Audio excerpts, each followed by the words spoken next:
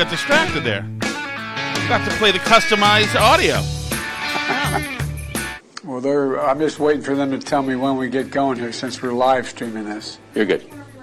Oh, ready to go? Okay. Well, let me first say that, of course, the Federal Reserve, I would point you to them to speak to or provide analysis or speculation on anything as it relates to inflation. Is the White House rethinking their opposition to new pipeline projects since one really important one goes offline and gas stations start running dry? I wouldn't say we look at it as through that prism. You know, if you drive an electric car, this would not be affecting you, clearly. Okay. So, Alice Shattuck, I have to be honest with you. Yes. I was distracted and forgot what I was doing for a moment because I was thinking of the day we have had today. And I was thinking of the fact that 3 different parties of complete a-holes decided to... So weird, I'm writing my Substack today, and my brother's over, and he's working on his computer, and Alice has the other 3 kids. We're doing whatever, we're buzzing back and forth, whatever. Suddenly my brother says, "Oh, there are people in the yard." And so there we go. I said, "People? What kind of people?" And we assume the worst. We assume that our little 3-year-old has snuck out somewhere around the house and has attracted people because he rides his little plastic motorcycle on the sidewalk outside of the house. Mm-hmm. And so everybody becomes the Department of Youth Services immediately and descends upon him. And so 3 different parties all pulled up our side street, followed him as he walked. Well, yeah, because when he saw people, well, first of all, he's not like heading out on the sidewalk to somewhere else. We have a driveway that goes around our house. Right, we're in a corner lot, so he's on the driveway. The driveway goes halfway around the house, and then there's sidewalk around the other 2 sides of the house. So he circles the house on his thing. He goes up one side of the driveway, down the other side of the driveway, and circles around. Right. So when these people accosted him, he then went back up our driveway, let himself into the gate. So what happens is that he's been, and we don't like him to go out there, obviously. We don't like him anywhere near the roads. One of the reasons is because everybody makes it their business to intervene, to castigate us, is sometimes for minutes at a time, and then after it's all done, to subsequently call the police on us. Right. So that's what happened again today. So it was nice to see the local police officer. She's very nice and sweet. Officer Danielle, I right? believe. She's well, awesome. Let's not... No, she's great. I like her. And right. it's not her fault psychos call the police on everybody. Correct. But we're a little goddamn sick of all these phone calls to the police. And I understand. Sometimes we've got 4 kids and we got all sorts of... Sometimes when you have a crazy house like that, sometimes a little kid gets out and walks in on the sidewalk with his little motorcycle as he's looping the house.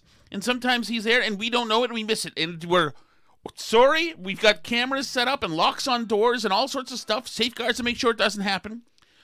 And occasionally, and I understand that you happens. all feel like you're doing a really good thing, an important thing, by then pulling over on the side street, following him as he's trying to ride his little bicycle on the sidewalk, and then following him into our driveway and then into our yard where he now knows he's being followed and is trying to run home and get home. Mm-hmm. We understand that you feel like really good people doing that, but we would like you to fuck off and leave us the hell alone. So enough of this. So enough. This is the third, and today we had to deal with 3 different people who were telling us who wouldn't let it go. We get it. We messed up. Sorry, he got out of the house. He was on the sidewalk, which is not being in the street. I understand that. And they said in the street about 5 times, and I said in the street, and they said, well, on the side, he could have gone in the street any minute. I go, well, yeah, but was he in the street or was he on the sidewalk 1 footstep outside of our yard?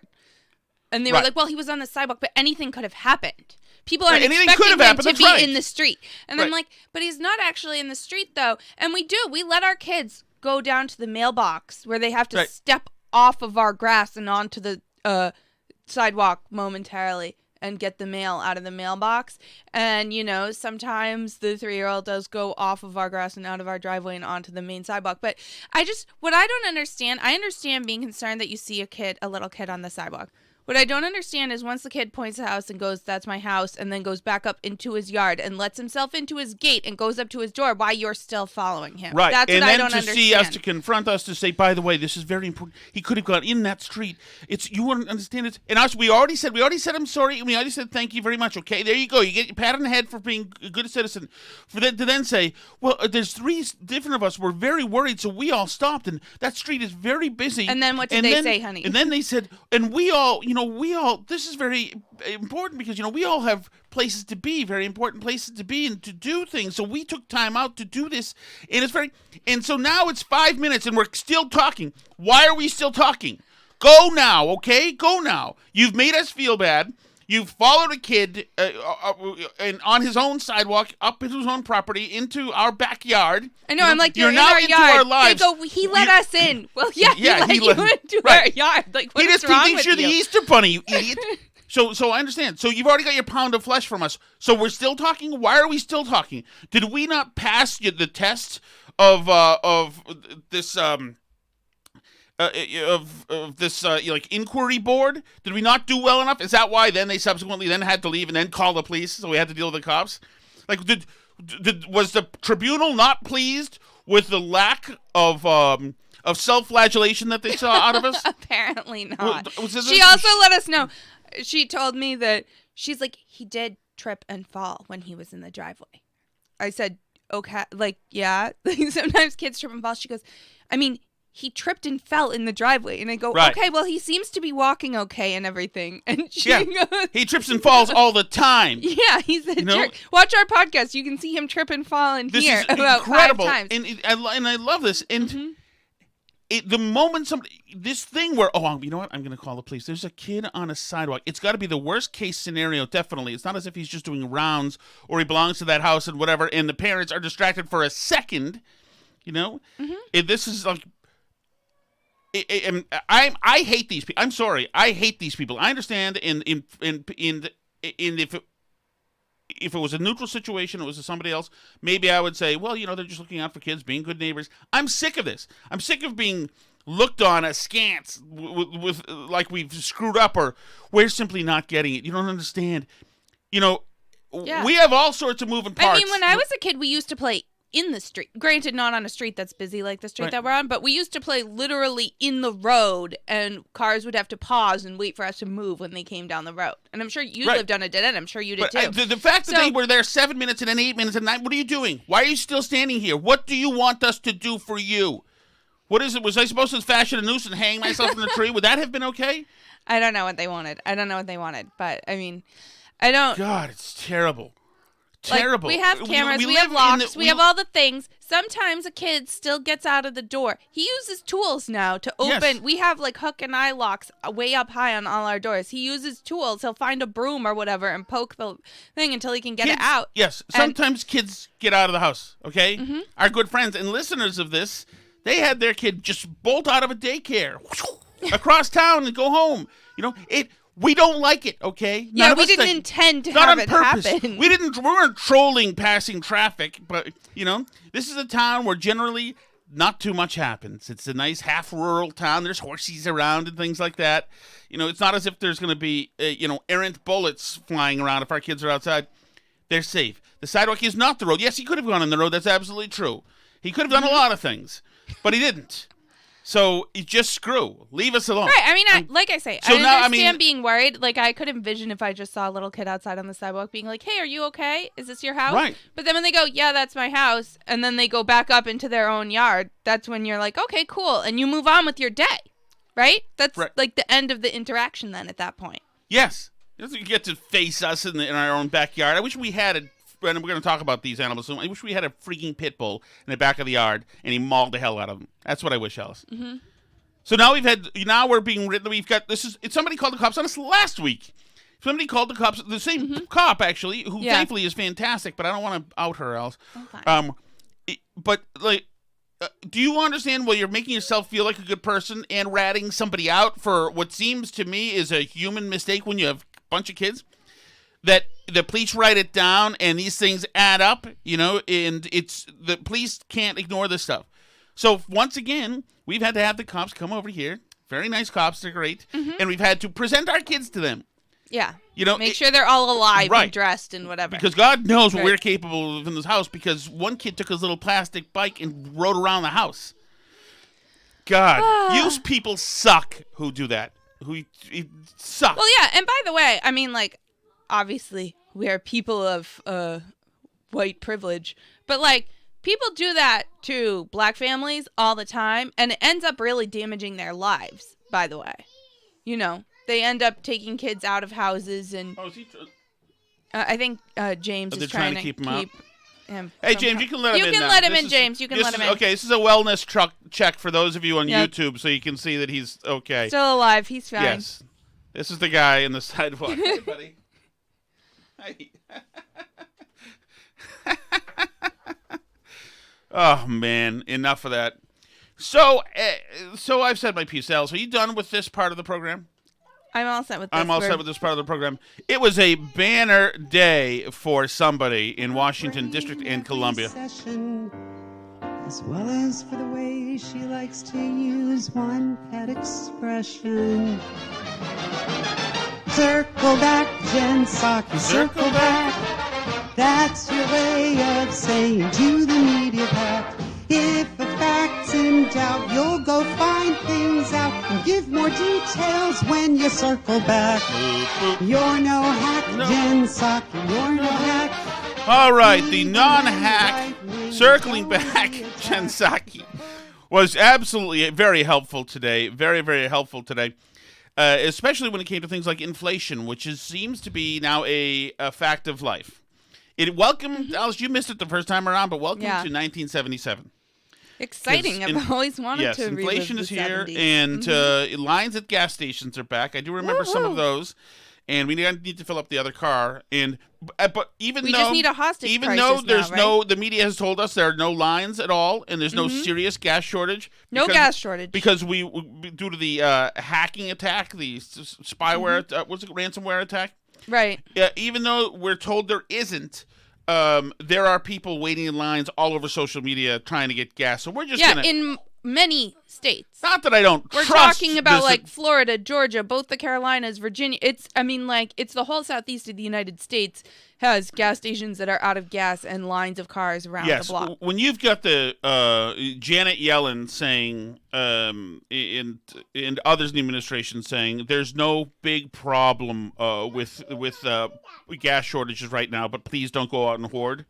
I've heard that before, oddly enough. I mean, the thing is too, though, is like the toilet paper hoarding thing was like sort of believable because you can actually hoard toilet paper. It's pretty hard to hoard gas. Like some people have a ton of gas cans lying around, but not most people. And like I've heard people say like, oh, a bunch of people are going out and topping off their tanks who don't really need gas. That's why we're running out.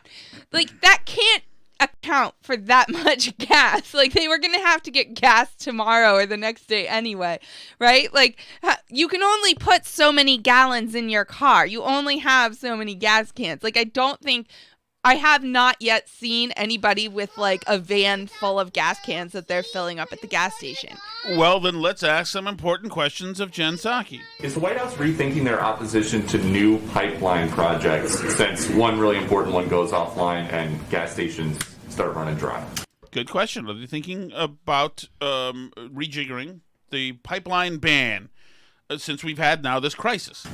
I wouldn't say we look at it through that prism, Peter. We look at it, we analyze both the impact, the economic impact, as well as the environmental impact. And that will certainly remain the case, but we look at each pipeline project individually.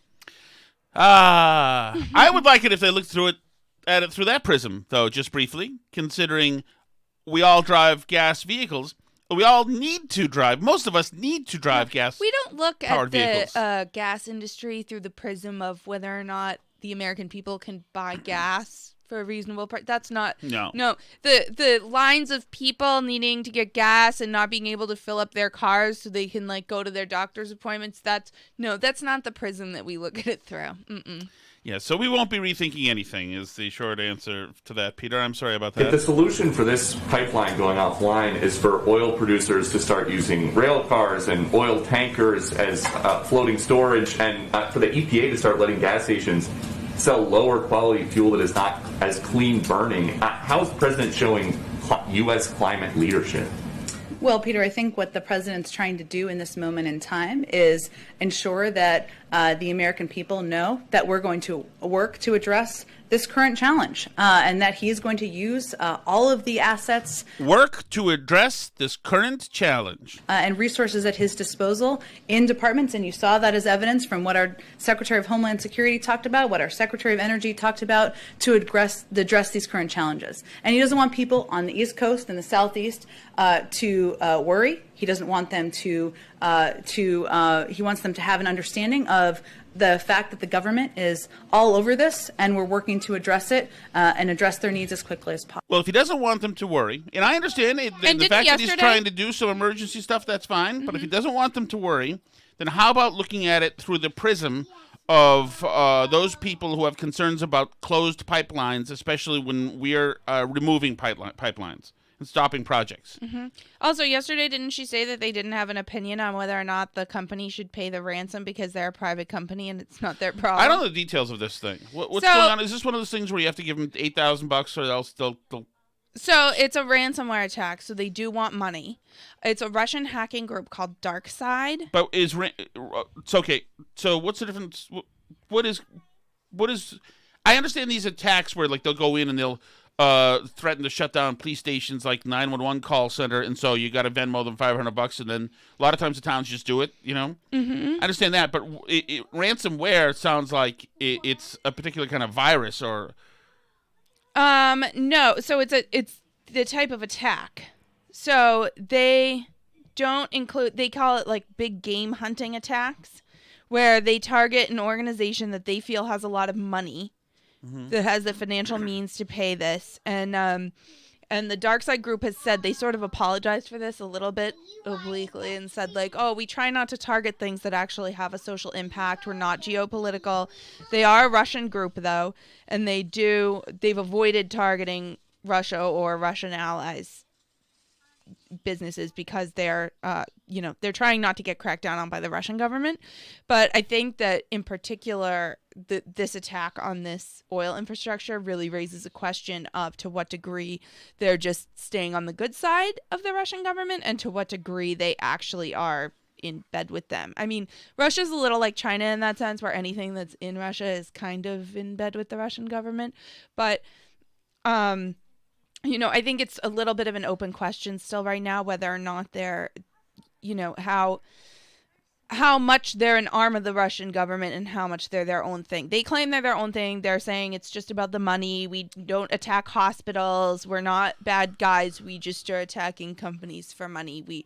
So they do like a very detailed financial analysis of the company to try and find companies that they feel can pay. And now they've attacked this pipeline. So that's shut down.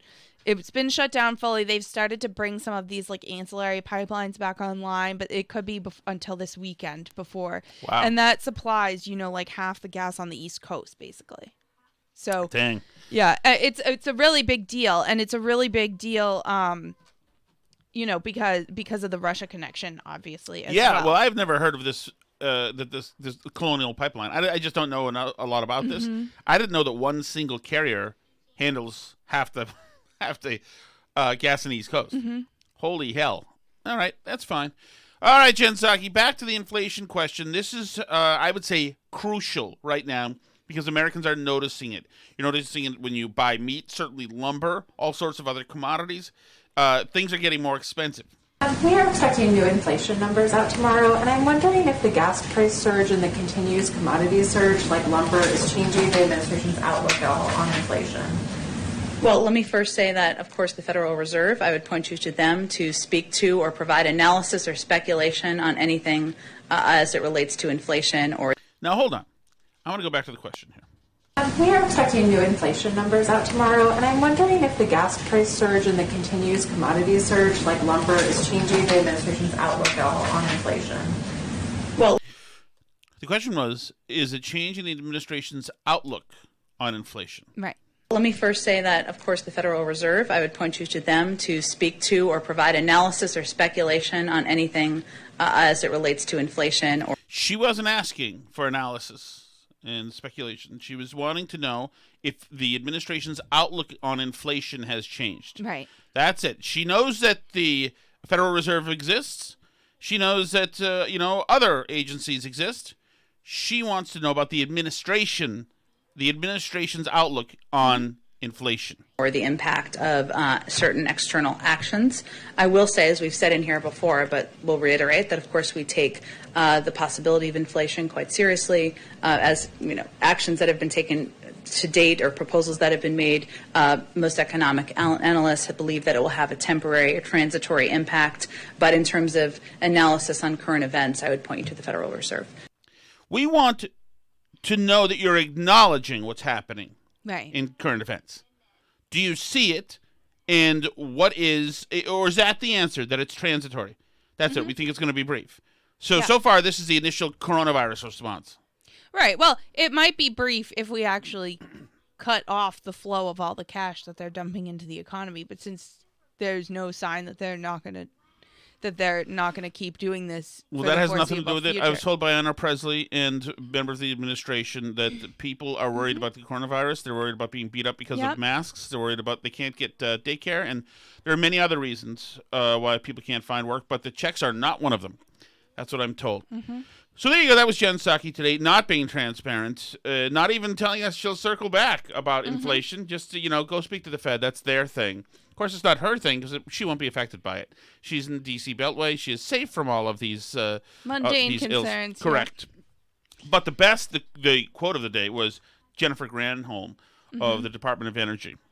And listen to this response. Tell me if you feel like somebody is looking out for you or sneering at you, patronizing you, and looking down on you. But looking more holistically in a macro view, how does this speed up the efforts at DOE to move in more of a renewable direction, since this is going to have an impact on people at the pump? Yeah, I mean, we obviously are all in on making sure that we meet the president's goals of getting to 100% clean electricity by 2035 and net zero carbon emissions by 2050. And in other words, we think it's awesome what's happening. Yeah, it's good. Can we shut down more pipelines? If you drive an electric car, this would not be affecting you, clearly. But see that, sucker? Should have got a Tesla. Yep, on you. You guys have it coming. Sorry about that. You're still living as if you're not, somebody making $280,000 a year. You idiots. You should have chosen to be more elite, like we are. No, we're not affected. You should have a charging station at your house, and there wouldn't be a problem. Well, that solves that problem for them. I guess we'll just keep the pipelines shut down. Okay, let's go to Biden. Alice, he had an off day today. He's had worse, but he had an off day today. Well, I'm just waiting for them to tell me when we get going here, since we're live streaming this. You're good. Yeah, you're good, sir. You were 25 seconds ago, too, when we told you were good. Well, I'm just waiting for them to tell me when we get going here, since we're live streaming this. You're good. Oh, ready to go? Okay. Well, first of all, hi, everybody. It's good. I'm supposed to look over here, not at you guys. Yeah, great. Oh. I don't have to read everything, necessarily. He trudged his way through the teleprompter. Phase.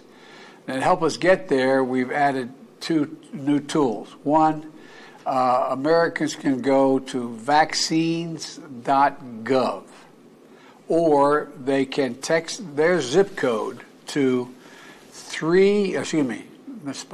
their zip code texted to 438829. Yeah, sounds like excellent messaging. Yeah, maybe they should have just had somebody else read this. I don't know that it was necessary to have him personally out there. He's not good with numbers, website names, numbers, facts and figures like that. He trips over himself here and there as well. Mr. Mayor, city, everywhere I've been hearing all around the country. You're trying your best, but it never feels like enough. All while raising their prices on prescription drugs that union families and working people have to rely on. And in the process, by the way, he's trying to do away with all health care in America. Think about it. We hold these truths to be self-evident. All men and women created by go. You know the thing. I'll lead an effective strategy to mobilize true international effort to pressure. Don't worry, it's all going to be over soon. Come on, learning to live with it. Come on, all you teachers out there. Not that many of you are going to die, so don't worry about it. Come on, folks. Like saying we had a good relationship with Hitler before he, in fact, invaded Europe. The rest of Europe. Come on. Lecturing me on Social Security and Medicare? Come on. Let them go bankrupt. Come on. A little light content, Alice, considering we're angry today. Angry. Oh, okay. Let's see. As far as sound goes, Megan McCain with Stacey Abrams. Does this do anything for us, really?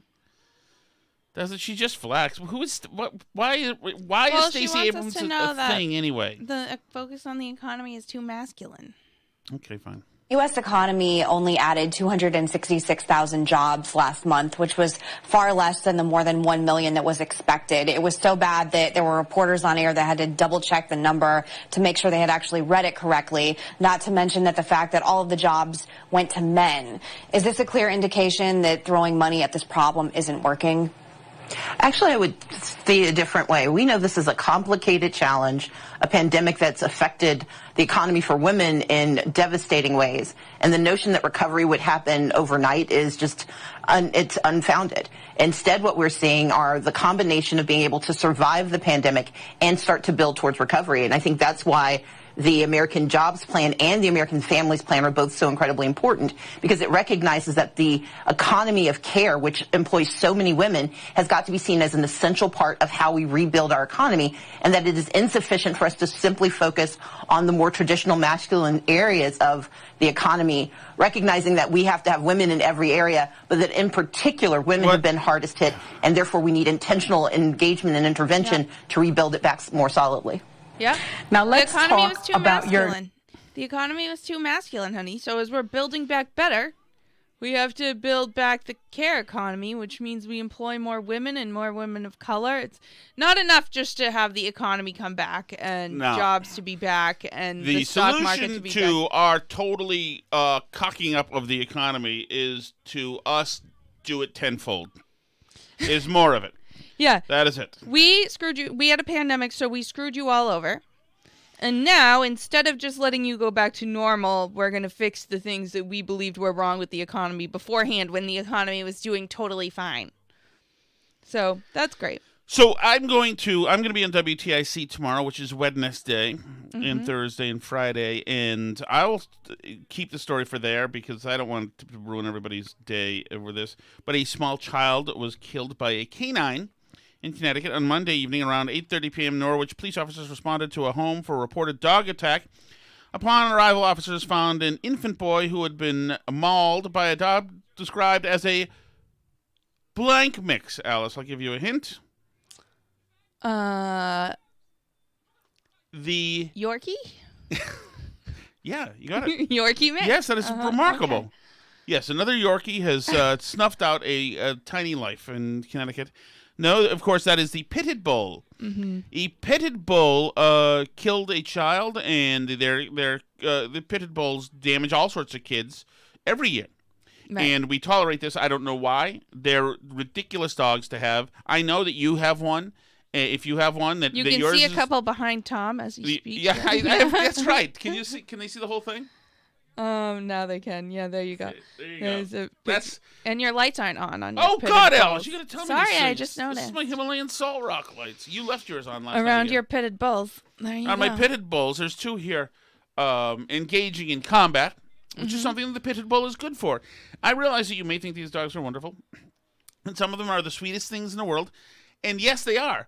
But unfortunately, like what happened with this little tiny child, is that unbeknownst to anybody, somebody has walked into the pit bull's invisible kill zone, and then the dog acts on that, and his powerful, shark teeth and jaws wrap around the kids and destroy them.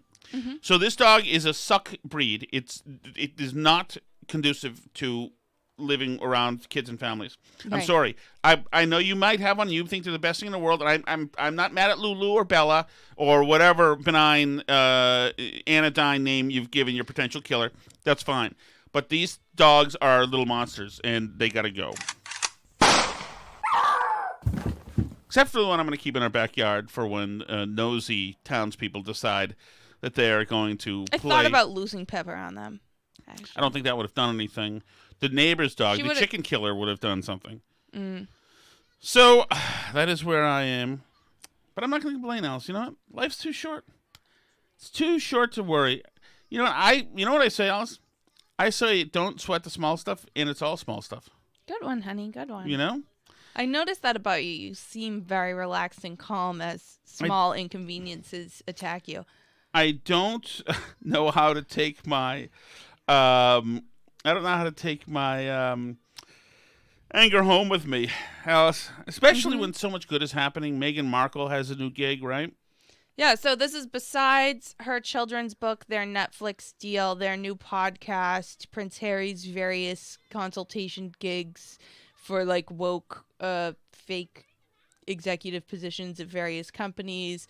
They have a new project now, which you can go ahead and detail because I don't have it in front of me. You started. Oh, yeah. I'm sorry. It is. Oh, they have a multi-year partnership with Procter & Gamble for their company Archewell. God. To support gender equality, more inclusive online spaces, and impact through athletics. So there you go. The priority of the collaboration is gender equality, echoing the Duchess's longtime support for women and girls even before she was a royal. It's going to uplift the work that their company Archewell is doing with groups like Girls Inc. and the National Women's Law Center.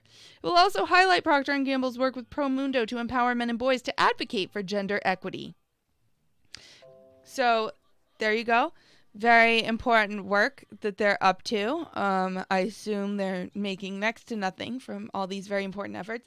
The one thing I don't understand is how they're still allowed to call themselves the Duke and Duchess of Sussex since they quit being royals.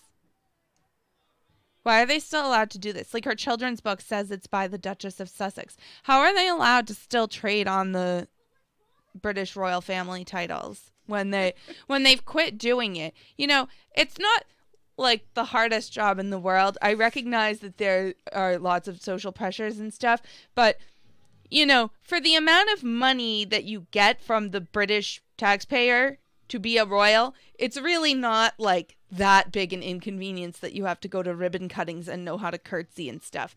I understand that that's too hard for Meghan, but Alice, how vicious of you. Very I don't catty. like her. I don't like her. Why not? I do like her. I like a good opportunist. I like a good, powerful female romantic storm that goes in and decimates a victim. I miss Iraq War front lines, Harry. Most of the men have been that victim one time or another. I want to give a special nod to Susan Collins of Maine, Alice, who took it to Dr. Rochelle Walensky, who's made the mistake several times, which is why she's going to get tossed soon. Made the mistake several times of telling the truth to the American people. The administration is no bueno when it comes to the politicization of this COVID-19 virus. And that is what they're trying to do with it. Susan Collins, both barrels by Susan Collins to director Rochelle Walensky. Dr. Walensky, I used to have the utmost respect for the guidance from the CDC. I always considered the CDC to be the gold standard. I don't anymore. Vicious hit, and she's right. She shouldn't anymore. Well, this was all about how the mask rules are ridiculous because we're saying that vaccinated people don't have to wear masks outside and that most people don't really have to wear masks outside unless they're in very close contact. Places are lifting mask mandates for outdoors everywhere, and yet camps need to have kids wear masks the entire time. So there's a lack of consistency there, which people are just starting to point out. We also know that today the New York Times just did a big piece on outdoor transmission, and it's lower than we've ever thought that it was. So, and they called the CDC in this piece explicitly misleading. This is the New York Times. This is not like Breitbart News saying that the CDC is being misleading. Right. This is the New York Times saying that the CDC is misleading. They say that the CDC announcement that less than 10% of COVID transmissions occur outdoors is akin to saying that sharks attack fewer than 20,000 swimmers a year when the actual worldwide number is 150. It's true, but it's deceiving. So they're saying that this is based on faulty data, that there have been several studies, and one of the studies that they've based a lot of this on was a study in which they coded indoor and outdoor transmission and saw how many cases were transmitted indoors and outdoors. So they studied almost 11,000 worldwide instances of transmission, and 95% of them occurred outdoors. So that's about 1%. So less than 10%, but about 1% were classified as outdoors. But wait, it gets even worse. All of the 95 cases of quote-unquote outdoor transmission are from construction sites in Singapore. Why would this be, you ask?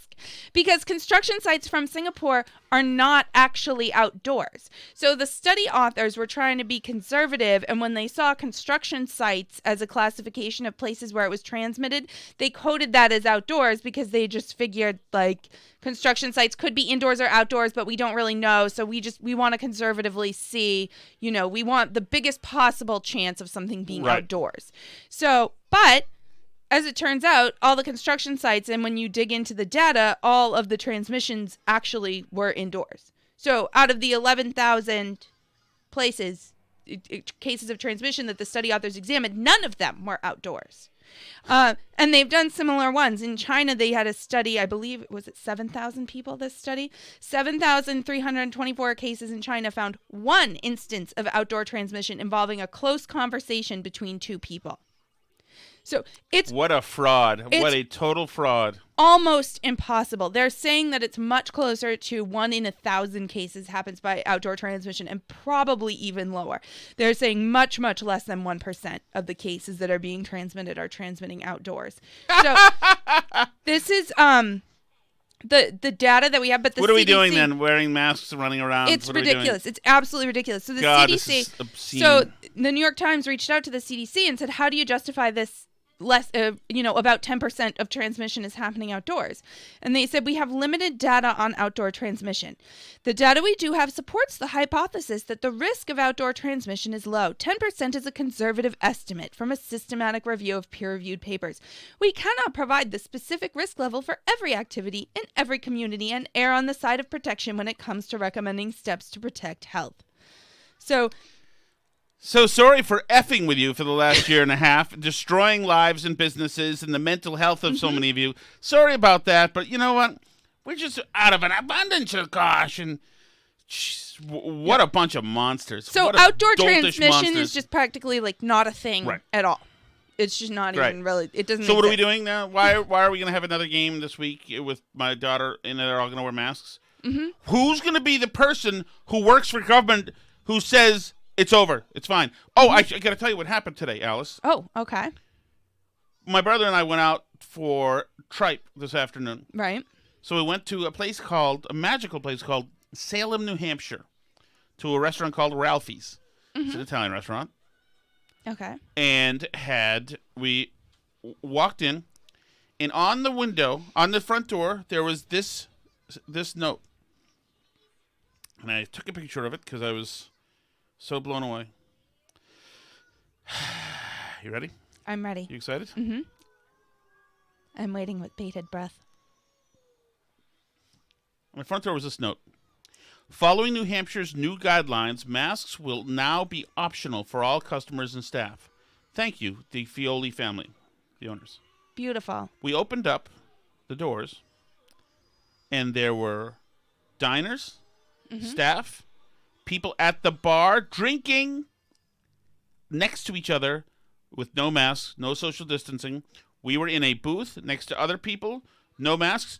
It was the first time that we've had the sensation, that I personally had the sensation of, because we walked in there with our masks on. You know how right now when you walk in somewhere and you don't have a mask, you feel like you forgot your pants or you panic, or like in the baseball field, you're like, oh my god, I should be. There's this complex that you got that's involved. Mm-hmm. For the first time in a year, I felt it in reverse. Mm-hmm. I felt like a freaking fool with my mask on there because might as well be wearing a freaking clown nose. Really, because these things are so idiotic in reality at this point, and everybody in there, they were back to normal America, and it was freaking wonderful. I put the mask away and didn't think about it again. It was great to see people at the bar, a couple of young couples on a date sitting next to each other. Back to America is New Hampshire. It's a crazy feeling. God, what are we doing in Massachusetts? We're so close to New Hampshire. Why don't we just make one more step? You'll be glad to know that I sent the New York Times article to my buddy, the health agent in West Newbury, who's my friend, because the town, for some reason, thought it would be a good idea to put his cell phone number on the town website during the crisis so that he could respond to things without going into the office. So now I text him all the time about if the playgrounds are open and when are the mask mandates going away. So I sent him the New York Times article, and I said, oh, I saw this article today about how masks really are not important in an outdoor setting because there's virtually no transmission outdoors. And I hope that this information helps you as you're making your decision about what to do about guidelines in West Newbury. Just helping out. But I got some inside info on my buddy, the West Newbury health agent, by the way. So, yes. Okay. What? I don't know that we should be giving away the name of the exact town necessarily, and please, the names of people who work in the town. There's it's 4 public people info. in this town. I didn't give his name. I called him the health agent. Okay, good. There's no way to find out. Good. Okay. So anyway, Dave in Florida wrote to us. He says he grew up in our town that I won't name. Yes. In the 1980s, which was gold. Besides college, he lived locally, including here until 2009 when his fam relocated to the Free Republic of Florida. It's fun to have my vote for president actually mean something now that I'm in a swing state. I loved hearing you ripping the Board of Health. I know you probably know the health agent. He gave a nickname for him that I won't repeat here because now I'm in trouble with Tom. I grew up with that guy and worked with him at a local engineering firm until he took that job. I still vividly remember in 1994, I was quietly working at our office when the new guy we hired came in and I saw that it was him. I realized I could no longer have fun at work. He was such a buzzkill. I guess I can thank him for making me more productive. So at that job, I spent many hours in front of the Board of Health, Planning Board, Conservation Commission. It really helped solidify my take on private property rights.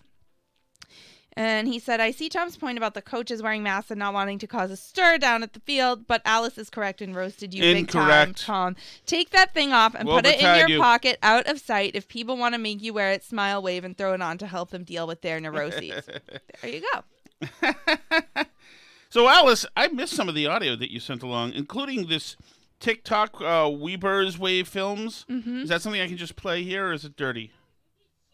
It's the odd fellow. I don't remember. You're already gonna have to clean up swears, though. So go ahead. TikTok. What does this? What does this have to do with anything?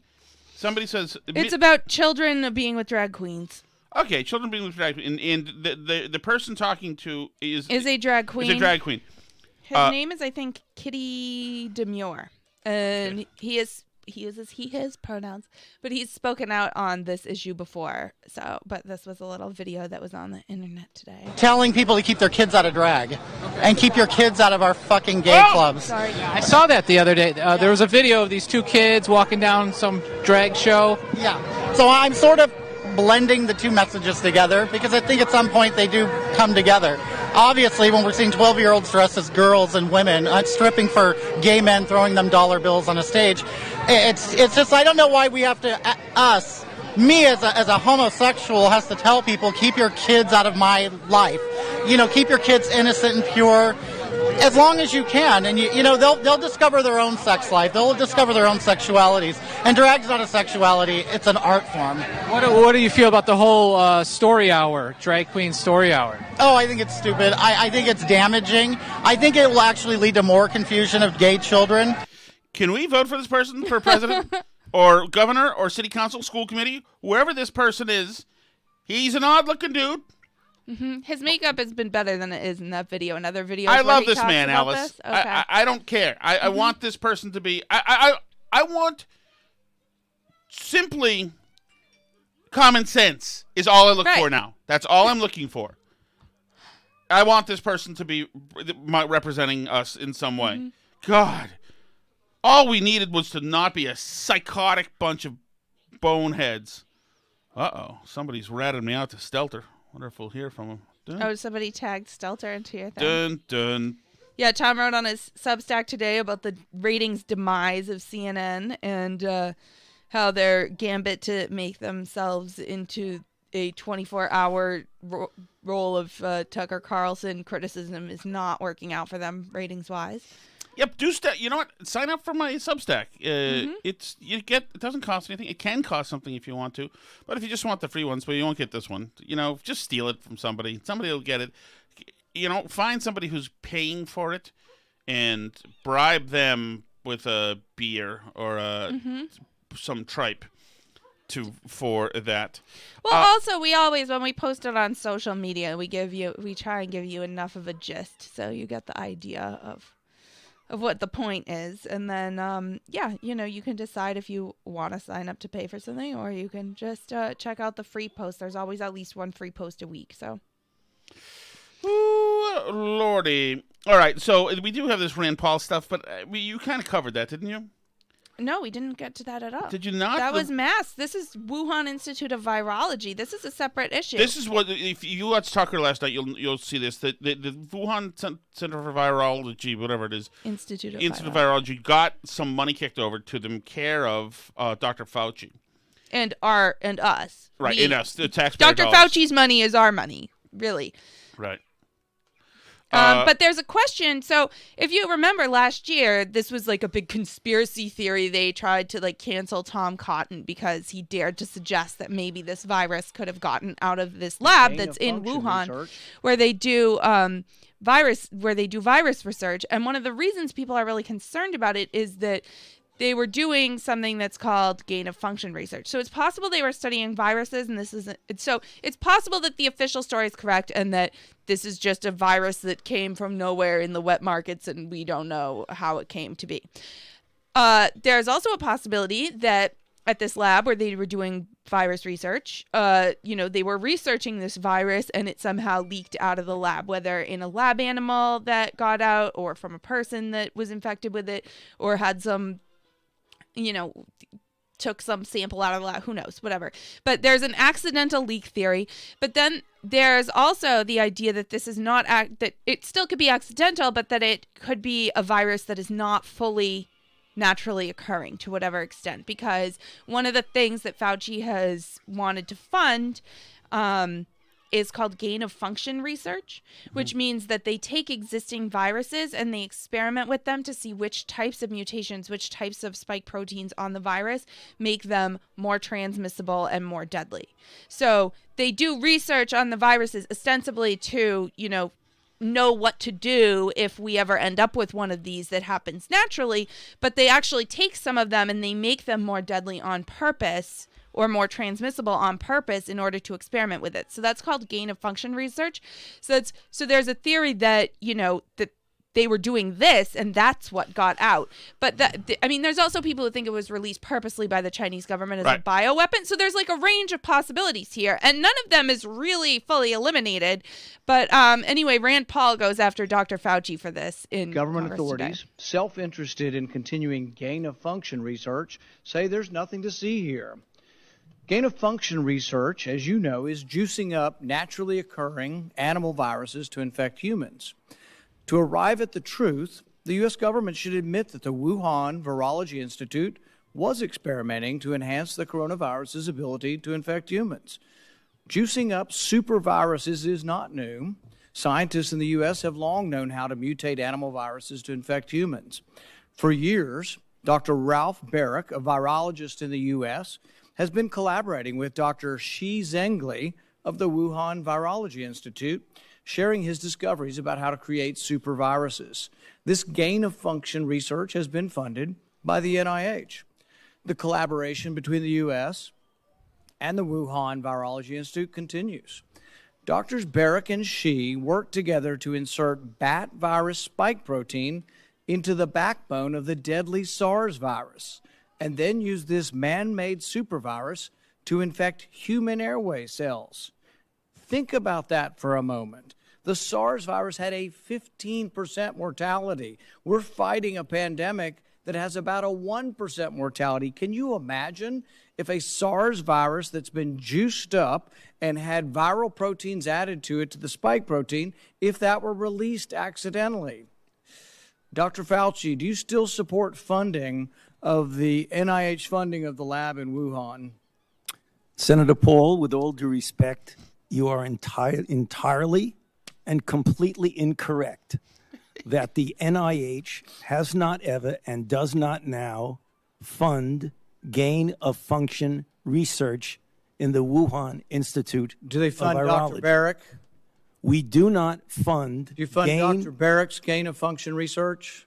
Dr. Barrett does not doing gain-of-function research, and if it is, it's according to the guidelines, and it is being conducted in North Carolina. You don't think he's not doing it, but if he's doing a very good job, okay? Wuhan Institute into the SARS virus is gain of function. That is you would not be in the minority because at least 200 scientists have signed a statement from the Cambridge Working Group saying that it is gain of function. Well, it is not. And if you look at the grant and you look at the progress reports, it is not gain of function, despite the fact that people tweet that. So do you still support sending money I love Fauci being agitated. I love it. The Wuhan Virology Institute. We do not send money now to the Wuhan. We don't now. Support sending money. We did under your tutelage. We were sending it through EcoHealth. It was a sub-agency and a sub-grant.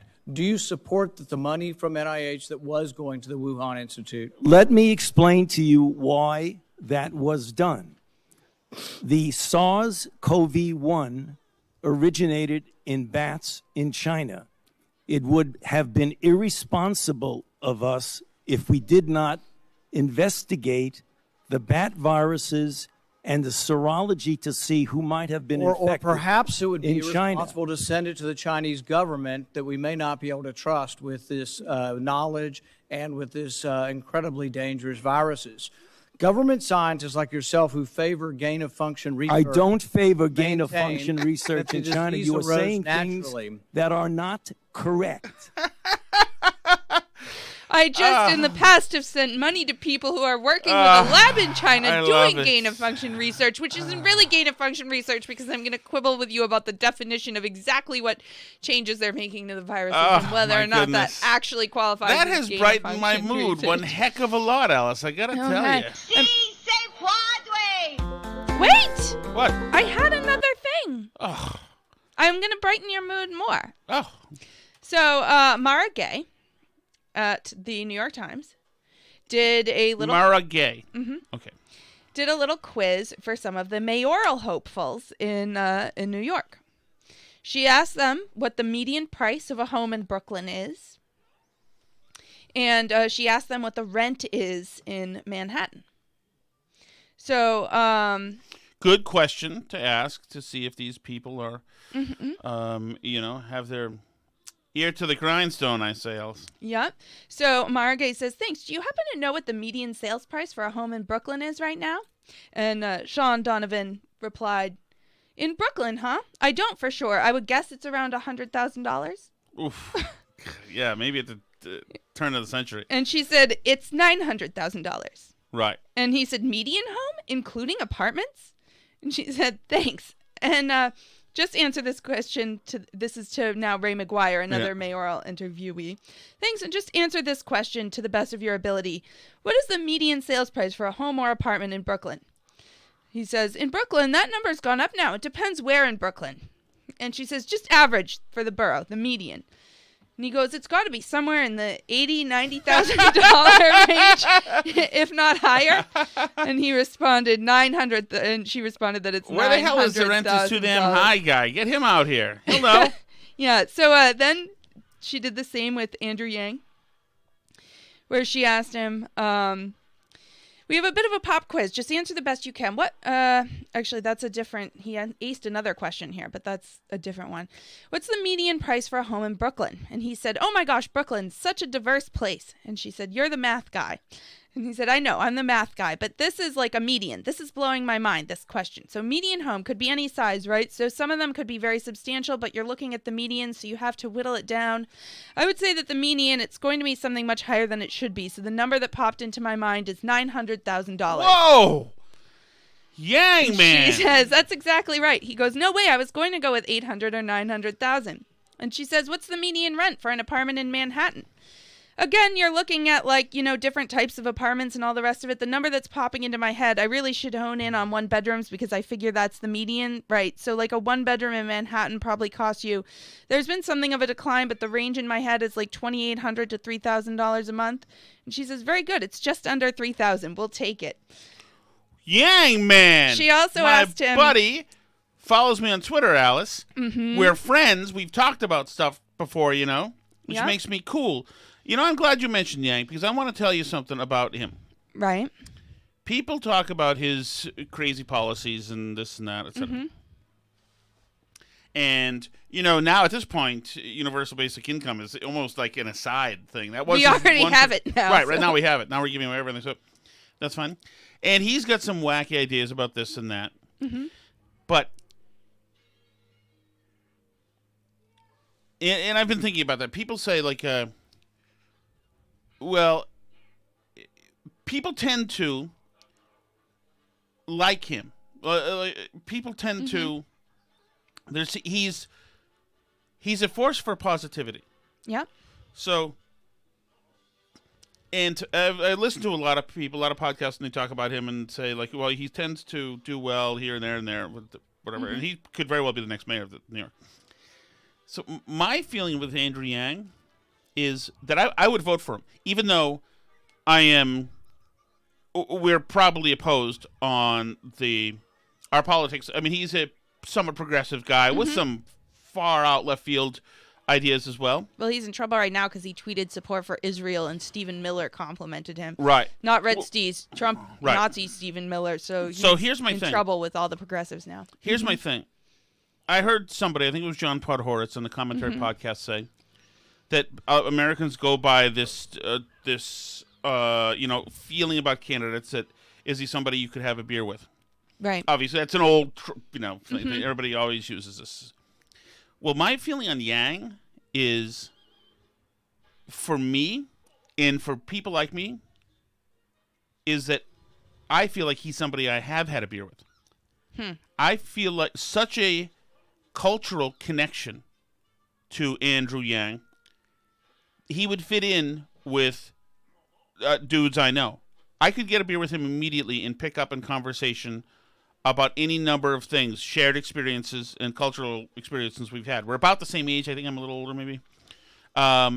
You're about the same amount of successful in life. Well, we both married down. But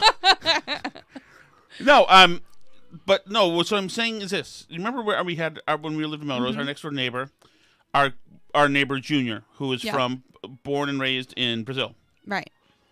Even though Junior was born and raised in Brazil, and I was born and raised in Winchester, in Massachusetts, and my friend Jay was born and raised in Lowell, Massachusetts, and our friend Jason, who listens, is our friend, grew up in Methuen, I think, whatever.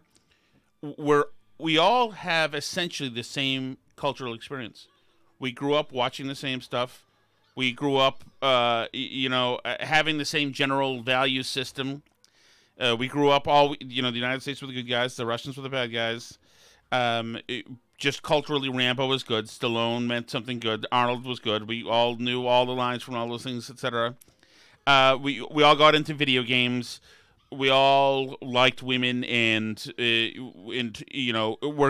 young men, ham-handedly trying to impress women to sometimes very little effect, whatever. And we all believed in freedom and getting out, getting your license, and getting the hell out of Dodge, and having fun and grabbing a beer, and I feel like with Yang is I'm so familiar with him that I'm willing to that I almost have a trust that the experiences, and if you're people listening right now, if you're around the same age group, probably, and probably if you're a guy, then you know that guy. Yeah. He's like one of your friends. Mm-hmm. And that I could, and now more than ever, it's seeing the world go crazy. I know somebody from Planet 1985 has been through some of the same things. And so. Well, right. And Yang also still acts like a normal human being, which in politics is actually very rare, because most of the people in politics are extremely weird and behave very oddly because they're trying to like put out a certain impression. But like, yeah, like Tom Cotton and Ted Cruz, you know, nobody who acts like that in real life. Right. But like Yang just is what he is. But I think he's also, I think what the interview highlights is he's like very right on and understands issues and thinks about issues and reads a lot of stuff and he knows things, you know? Right. And it doesn't matter if he's a big, like, I don't know how in New York, there are immediate and upfront issues. What you need is somebody to address those issues. Mm-hmm. Not in the way like the moron clown right now does, de Blasio, where he looks at the crime in the streets and says, well, you know, this is a social justice issue and a criminal justice issue, and where to allow a certain freedom of movement and we're allow this to happen because we need to concentrate elsewhere, concentrate on his ideological, symbolic goals rather than the real stuff happening in the streets. Mm-hmm. I mean, I think everybody knows New York needs help now. Right. It needs a first responder mayor. And I think Yang has the common sense to know that. You know, it's not time to rethink the monorail. It's time to fix the damage in New York. Right. Yeah. They need to stop the bleeding from the people trying to leave the city. Right. They need to fix the crime issues. They need to rebuild trust after the bungled coronavirus thing. Like New York has a lot of work that they need to do, clearly. But on that note, now I'll let you go. But I just wanted to get in that Yang tidbit for the day. Good. Anyway, that was on Twitter. You can find us on Twitter at Burn Barrel Pod. What? We should make sure that, or we should implore people to leave a 5-star thing on whatever that is. Okay, write a review on Apple Podcasts for this podcast. If you don't mind. Put a 5-star rating and write a review. Yeah, I do. Believe me, it's my own podcast, and I never do. I did today for the first time in a while. I left 5 stars. I didn't write a review. I left 5 stars. But it means something. It does something. So if you don't mind, if you have the time, please do it. I feel like a schmuck for I read all the reviews. I love reading the reviews. Yes. One person said that that they wish they were our kid. Oh, man. It made me feel really old. Well, if you like having interactions with the police, then you would like to be our kid, I can tell you. Anyway, so you can write us a review or just yell at us on Twitter, I guess. That's Burn Barrel Pod. Facebook.com/Burn Barrel Podcast. BurnBarrelPodcast.com. We're also on Gab and Parler at Burn Barrel Podcast. You can send us an email, burnbarrelpodcast@gmail.com. And also you can watch video versions of the podcast on our YouTube channel. That's Tom Shattuck's Burn Barrel on YouTube. C'est la vie.